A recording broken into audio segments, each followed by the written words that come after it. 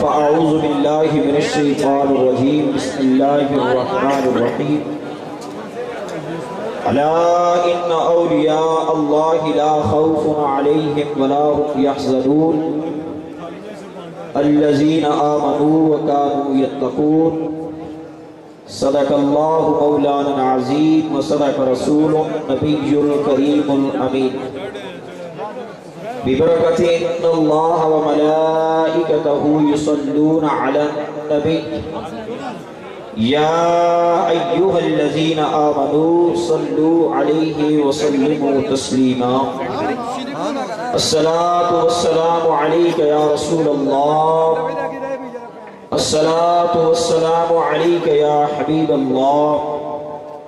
الصلاة والسلام عليك يا رحمة للعالمين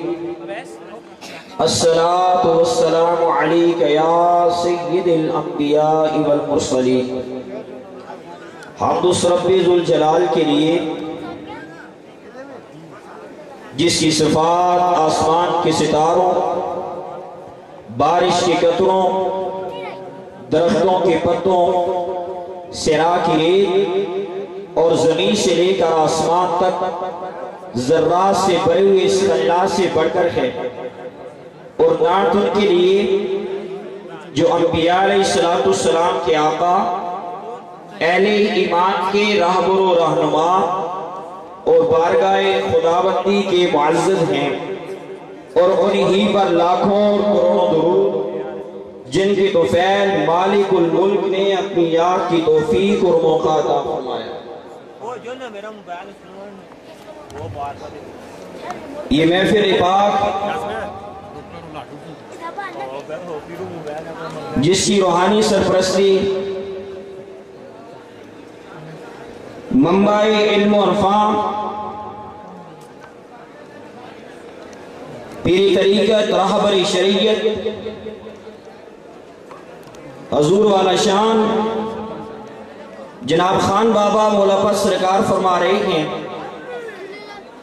اور اس محفل پاک کی صدارت خاموشی سے میرے بھائی، خاموشی سے پیر طریقت راہبر شریعت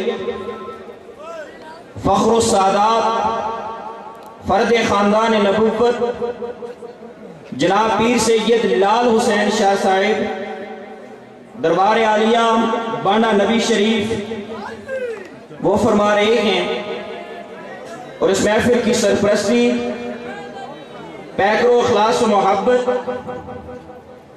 جناب جاوید خان جدول صاحب فرما رہے ہیں،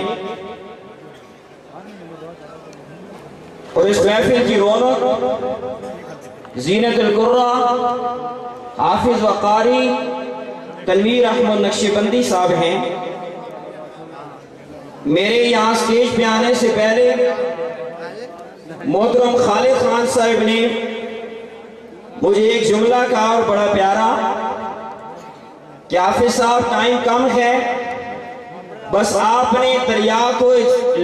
لوٹے کے اندر کوزے کے اندر بند کرنا ہے۔ تو یہ محترم ہے ہمارے، میں ان کی بات کو مد نظر رکھ کر اپنی بات کو آگے شروع کرتا ہوں۔ قرآن مجید فرقان حمید میں اللہ تعالیٰ ارشاد فرماتا ہے الا ان اولیاء اللہ لا خوف علیہم ولا هم یحزنون، خبردار جو اللہ تعالیٰ کی یاد کرنے والے ہیں اور جن کی نسبت اللہ اور اس کے رسول صلی اللہ علیہ وآلہ وسلم سے جڑی ہوئی ہے، جنہیں اللہ تعالیٰ نے اپنی قربت عطا فرمائی ہے، جو اللہ تعالیٰ کی محبت کے دریا میں ڈوب کر اپنی زندگیاں بسر کرتے ہیں،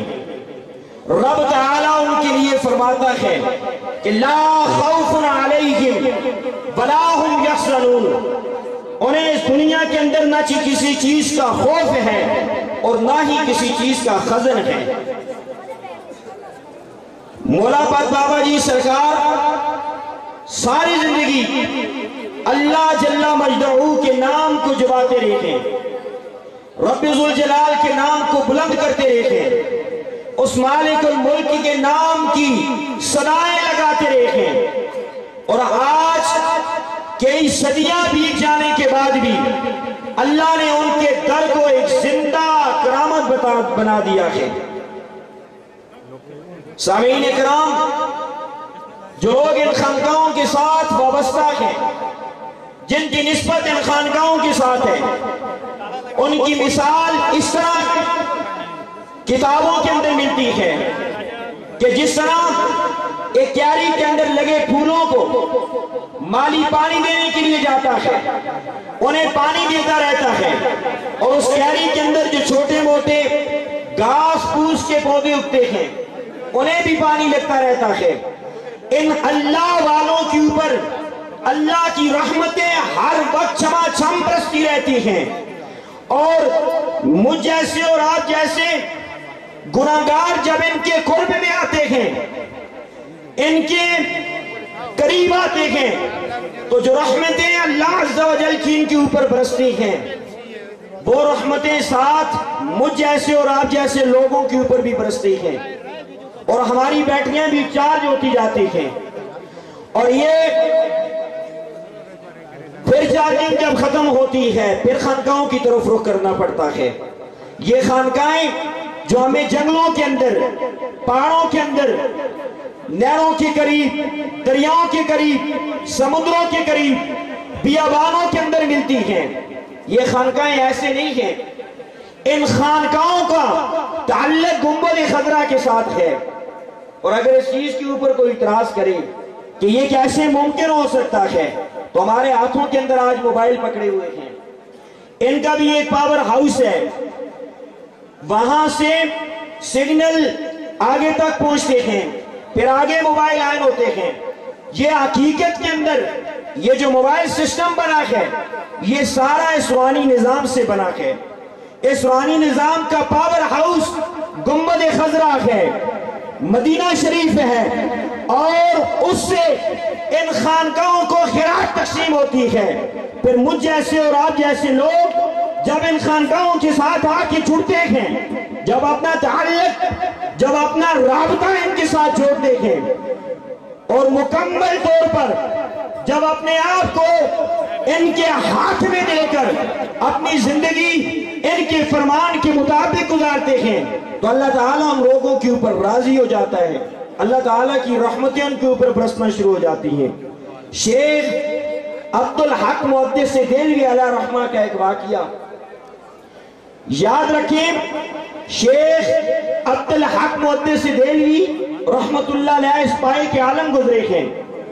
کہ انہیں آج بھی کسی فقہ کا شخص ان کے اوپر اختلاف نہیں کرتا۔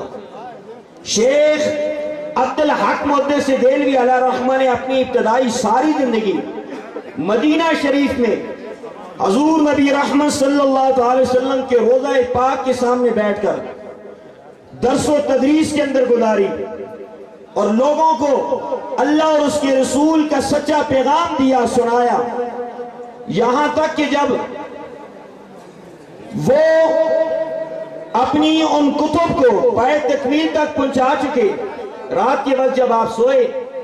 تو حضور نبی رحمت صلی اللہ علیہ وآلہ وسلم انہیں خواب کے اندر آئے، حکم فرمایا کہ اے شیخ عبدالحق محدث دہلوی مدینہ طیبہ کو چھوڑ دو۔ اور شیخ عبدالحق محدث دہلوی علیہ رحمہ کو اتنی محبت تھی مدینہ شریف سے کہ وہ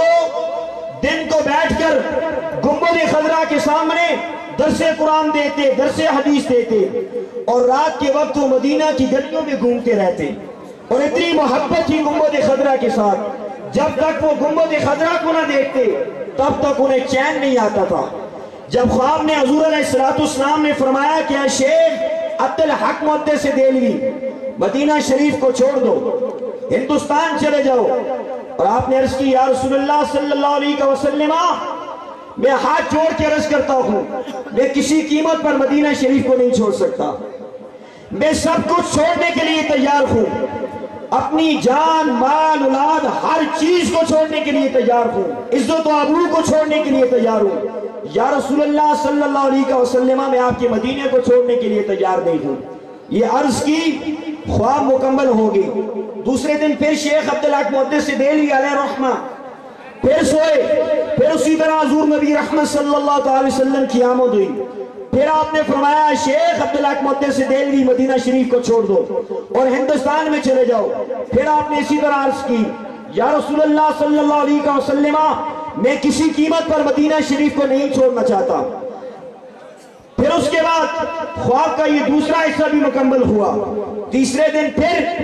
شیخ عبدالحق محدث دہلوی علیہ رحمہ کو حضور علیہ السلام نے خواب میں آ کر یہی پیغام دیا، یہی حکم فرمایا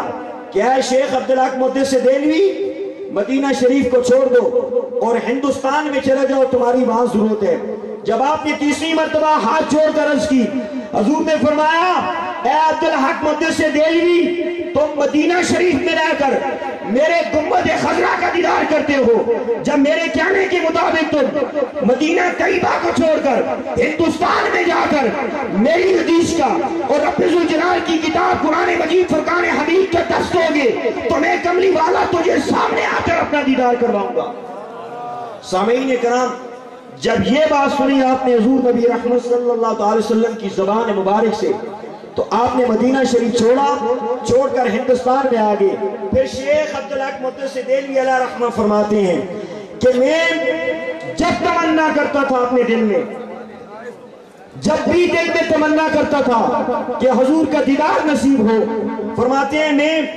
تنائی میں بیٹھ جاتا وضو کر کے اور حضور نبی رحمت صلی اللہ علیہ وسلم کے اوپر درود پاک کے گدرے پیش کرنے شروع کر دیتا ہوں، اور حضور نبی رحمت صلی اللہ علیہ وسلم بنسب نفیس آ کر مجھے اپنا دیدار کرواتے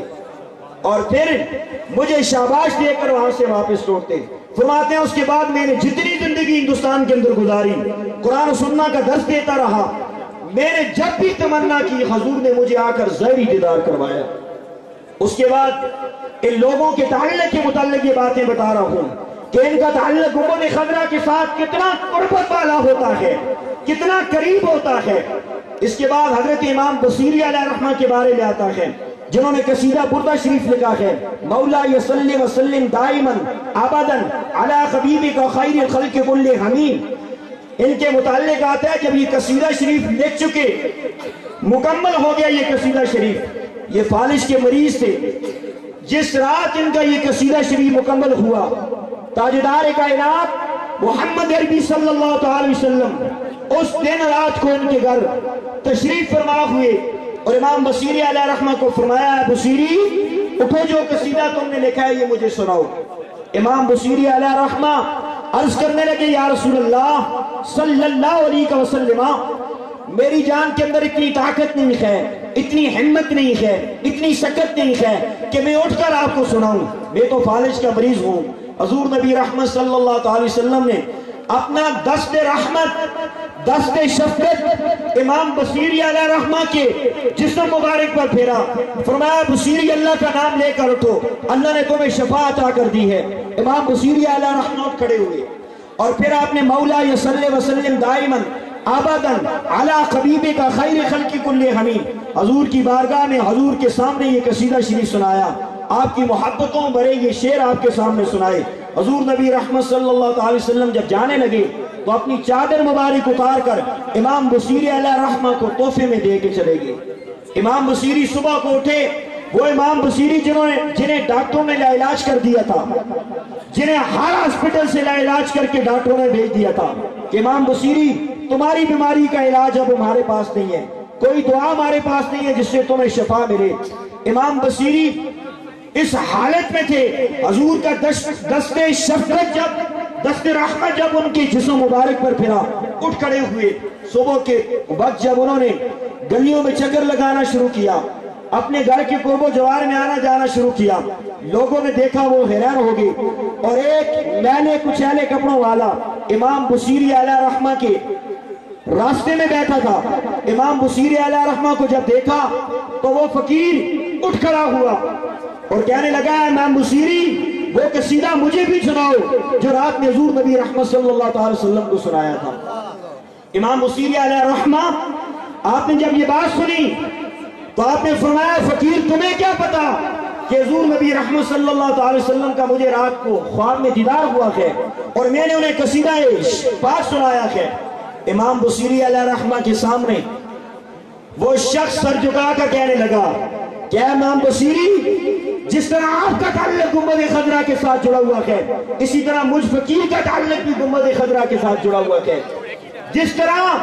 آپ کو اللہ کے رسول صلی اللہ علیہ وسلم نے خواب میں دیدار کرایا ہے، اور آپ سے قصیدہ شریف سنا ہے، اور آپ کو چادر شریف تحفے میں عطا کی ہے، اور آپ کو شفا اللہ کی بارگاہ سے دلوائی ہے، اے امام بصیری، اسی طرح جتنے لوگوں کا اس علاقے میں اللہ کے نبی صلی اللہ علیہ وسلم کے ساتھ تعلق تھا، وہ سارے لوگ بھی اس محفل کے اندر شریک تھے۔ سامعین کرام، یہ خانقاہیں جہاں جہاں پر بھی ہیں، ان کا مرکز و محور گنبد خضرا ہے۔ انہیں وہاں سے سگنل ملتے ہیں، وہاں سے انہیں فیض ملتا ہے، اور پھر یہ اہل اللہ اس فیض کو آگے تقسیم کرتے ہیں۔ خوش قسمت ہے آپ لوگ جنہیں اللہ نے یہ سعادت عطا کی ہے کہ آپ ان خانقاہوں کے ساتھ ٹچ ہیں، ان خانقاہوں کے ساتھ جڑے ہوئے ہیں، ادب والے لوگوں کے ساتھ آپ جڑے ہوئے ہیں، اخلاص والے لوگوں کے ساتھ آپ جڑے ہوئے ہیں، محبت والے لوگوں کے ساتھ آپ جڑے ہوئے ہیں۔ کم از کم آپ کے عقیدے تو ٹھیک ہیں، کم از کم آپ کا سوچ کا زاویہ تو درست ہے، کم از کم آپ کی محبت سچی اور سچی جگہ ہے۔ یہ محبتیں رنگ لانے والی ہیں، یہ نسبتیں رنگ لانے والی ہیں، یہ نسبتیں تارنے والی ہیں۔ اللہ تعالیٰ میری اور آپ کی اس نسبت کو سلامت رکھے، اور اللہ تعالیٰ اس نسبت کو مضبوط فرمائے، اور ان اہل اللہ کی خانقاہوں پہ آ کر ہمیں ادب کا لحاظ رکھنے کی توفیق عطا فرمائے، ہمیں گستاخی اور بے ادبی سے محفوظ فرمائے، اور ہمیں اپنی زندگی ان اللہ کے ولیوں کی طرح گزارنے کی توفیق عطا فرمائے، جنہوں نے نہ سردی دیکھی، نہ گرمی دیکھی، نہ حالات کی تلخی کو دیکھا، نہ کسی اور بات کو دیکھا، اللہ اور اس کے رسول کی یاد کے اندر دن رات شب و روز نعم رہے، اور اللہ رب العزت نے ان کے اوپر اپنی رحمتوں کے نزول فرمائے۔ دعا ہے کہ میں نے جو باتیں آپ کے سامنے کی، اللہ تعالیٰ مجھے بھی ان کے اوپر عمل کی توفیق عطا فرمائے، اور آپ سب آپ کو اس کے اوپر عمل کی توفیق عطا فرمائے۔ میں مبارکباد پیش کرتا ہوں خالد خان جدون صاحب کو اور جاوید خان جدون صاحب کو، اور ان کے ساتھ جتنے معاون ہیں، جتنے حمایتی ہیں، جتنی ان کی ٹیم ہے، جو آج سے پہلے 7 دنوں سے چل رہی ہے، پھر آج کی ساری رات چلے گی، پھر آگے کل دن کی رات چلے گی، اور پھر باہر سے جو مہمان ان کے پاس یہاں پر تشریف فرما ہوئے ہیں، میں سب کو مبارکباد پیش کرتا ہوں۔ اللہ تعالیٰ انہیں سلامت رکھے، اور یہ جو فقیر کے در کی ڈیوٹیاں کرتے ہیں، اللہ تعالیٰ ان کے بدلے، اس کے بدلے اللہ تعالیٰ انہیں ڈھیروں ثواب عطا فرمائے، اور ان کی دنیا اور آخرت کو اللہ تعالیٰ اپنی رحمت کاملہ کے صدقے کامیابی والی قرار دے۔ وآخر دعوانا ان الحمدللہ رب العالمین۔